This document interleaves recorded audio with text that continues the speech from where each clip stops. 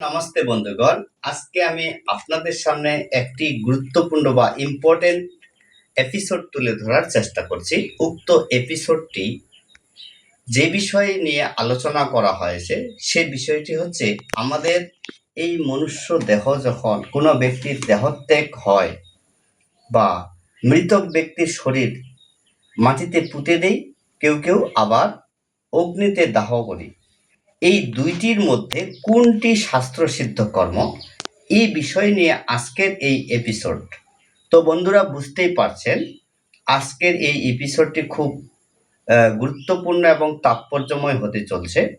সম্পূর্ণ ভিডিওটি দেখলে আপনি অবশ্যই শাস্ত্র সিদ্ধ নিয়ে আপনি কর্মটি করতে উদ্যত হবেন।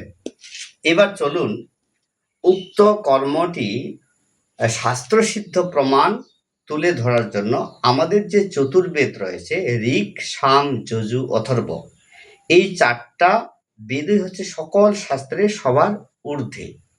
তাই শাস্ত্রের রেফারেন্স বা অকাট্য প্রমাণ তুলে ধরতে গেলে বেদের রেফারেন্স অনুযায়ী সেই সিদ্ধান্তটাকে শ্রেষ্ঠ সিদ্ধান্ত হিসেবে পরিগণিত হয়। আমরা তারই একটি অকাট্য প্রমাণ আপনাদের সামনে তুলে ধরছি। যজুর্বেদে 40 অধ্যায়ের 15 নম্বর শ্রুতি বা মন্ত্রে বলা হয়েছে ভস্মান্তম শরীরম, কোনো ব্যক্তি মারা গেলে তার শরীরকে ভস্ম করে দাও। কই, এখানে তো বলেনি যে আপনি কবর দাও, তা বলেনি। তাহলে বেদ এখানে আপনাকে নির্দেশ দিল শরীরকে ভস্ম করে দেওয়ার জন্য। তাহলে ভস্ম করে কি কি লাভ, বেদের এই তত্ত্বগুলো এখন পর্যায়ক্রমে আমি আপনাদের সামনে তুলে ধরব।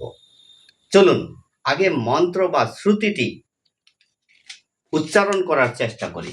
উক্ত মন্ত্র বা শ্রুতিতে বলা হয়েছে ওম বায়োর অনিলম অমৃতম অথ ইদম ভস্মান্তম শরীরম শরীরম ওম ক্রোতস্মর ক্লিবস্মর কৃতমস্মর। তাহলে এখানে কি বলল? ওম বায়োর অনিলম, এখানে বায়ো আর অনিল এই দুইটি শব্দ রয়েছে। এখানে দুই প্রকার বায়ুর কথা বলা হয়েছে, একটা হচ্ছে পঞ্চপ্রাণ আর একটা হচ্ছে পঞ্চ উপপ্রাণ। কোনটা পঞ্চপ্রাণ কোনটা পঞ্চ উপপ্রাণ আমরা তা প্রুফ করি। এখানে বায়ু অর্থাৎ ধনঞ্জয়াদি, অর্থাৎ এখানে পঞ্চ উপপ্রাণের কথা বলা হয়েছে। আমরা যে মনুষ্য শরীর প্রাপ্ত হয়েছি, এই মনুষ্য শরীর 5টি উপপ্রাণ দ্বারা ক্রিয়মান হয়, যেমন নাগ, কুর্ম, কৃকল, দেবদত্ত, ধনঞ্জয়।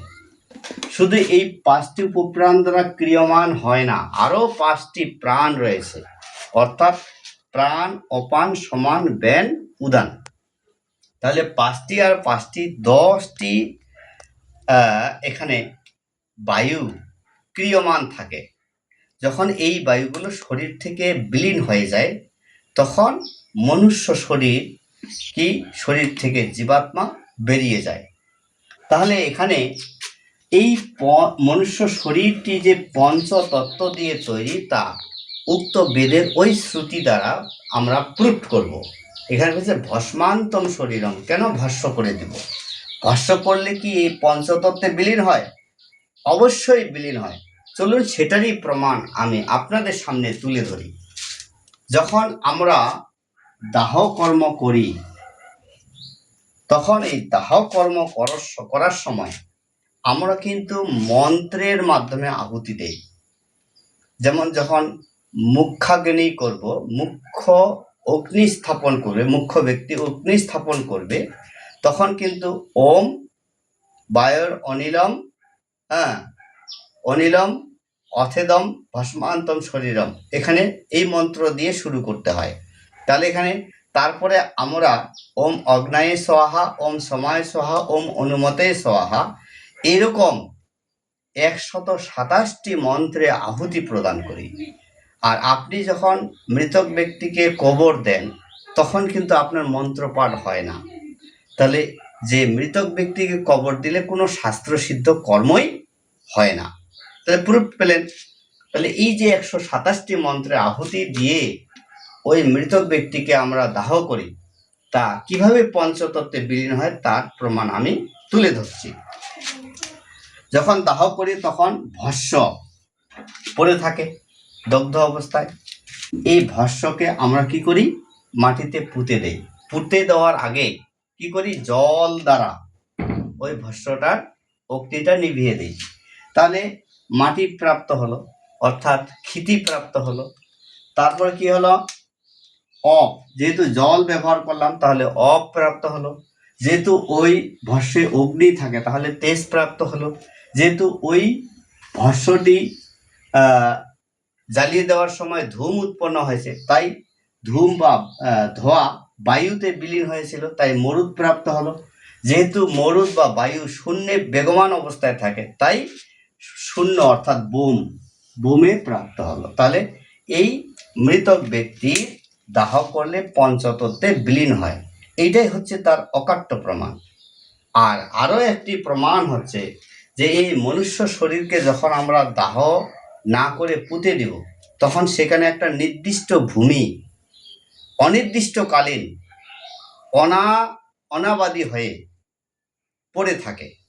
যেহেতু আমাদের ভূমির পরিমাণ কম, তাই ভূমির অবক্ষয় না করে উক্ত মৃত ব্যক্তিকে দাহ করাই বেদের সিদ্ধান্তেই উত্তম সিদ্ধান্ত।